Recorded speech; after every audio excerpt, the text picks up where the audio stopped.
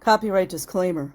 Under Title 17 U.S.C. Section 107, allowance is made for fair use for purposes such as criticism, comment, news reporting, teaching, scholarship, and research. Fair use is permitted by copyright statute that might otherwise be infringing nonprofit, educational, or personal use tips the balance in favor of fair use. Okay, this is from Spiegel International. Scientology in Germany. Suspicious tutoring. Always where the kids are.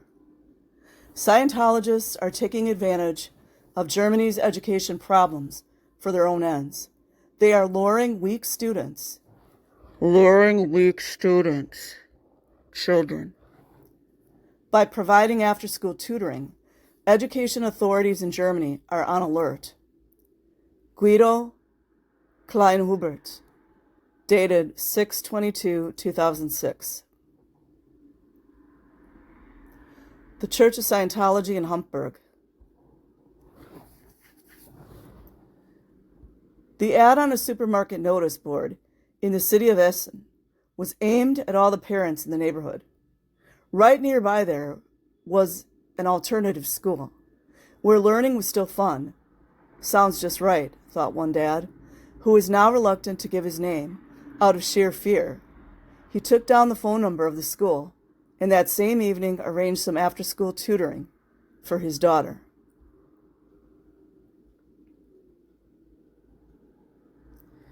At first, it seemed as though the new teacher was a really good find. However, the motherly woman then started to ask his daughter personal questions about friends and family, and referred the girl, who had just turned 18, to a colleague for life coaching. And then, of course, she just turned 18, right? It's a magic number there. And then, despite the fact that the girl was now doing well in school, recommended that she come 3 times a week instead of just one. That all seemed suspicious to the girl's father. Was this really just about ironing out a few problems in reading and writing? Spurred on by growing doubts, he called Sabine Reed at Essen's Sect Info Advice Center. The center was well acquainted with the teacher and her colleagues, who the center views as high-ranking Scientologists. German experts on sex are now warning that the organization, which spans the globe, is currently making a big effort to infiltrate the German education market. Even the Federal Office for the Protection of the Constitution has noticed these activities. At the recent presentation of the Constitution Report for 2005, Scientology was mentioned as establishing itself very conspicuously in youth work. The German authorities have long been suspicious of Scientology. The Federal Labor Court ruled in 1995 that the Scientology branch in Hamburg was not a religious congregation, but clearly a commercial enterprise. Then in 1997, the Federal Administrative Court ruled that it was irrelevant whether Scientology was a religion, as its legal status must be judged by its level of commercial activity. This means that the group cannot avail itself of the tax-free status that applies to other religious and nonprofit organizations. In 1998, a commission set up by the German Parliament recommended that the organization be kept under observation by the Office for the Protection of the Constitution. The German government's official website states that it considers the Scientology organization a commercial enterprise with a history of taking advantage of vulnerable individuals and an extreme dislike of any criticism.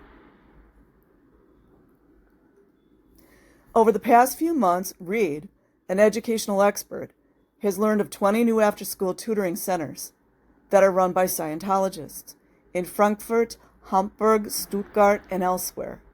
Most of the customers of these centers have no idea who they are entrusting their kids to. There is rarely a mention of the word Scientology in the brochures. At most, the name L. Ron Hubbard appears here and there.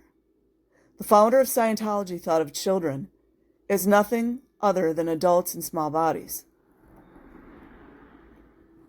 I'm trying to think, what is that considered legally? Coercion? Misrepresentation?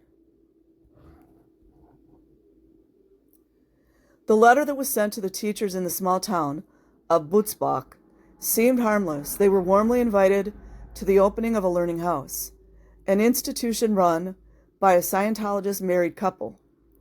During coffee and cake, the teachers could get an idea of how the learning house functioned. The couple handed out flyers in the schoolyard. The quickest to register would receive 2 free hours of tutoring. Bait and switch.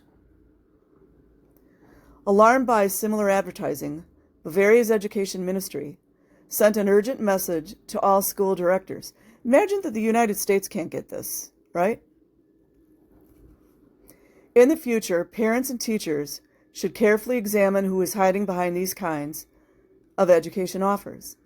Whoever lets their kids into the clutches of Scientologists, it warned, risks them acquiring a machine-like attitude. Scientology spokeswoman Sabine Weber reacts touchily to this kind of language. She says that for years, one lie after the other has been spread about Scientology. She feels it is a good thing that members of the organization are doing something for Germany. They're doing something, you guys. A country whose education system was slammed by the recent PISA educational review conducted by the Organization for Economic Cooperation and Development. This argument holds sway.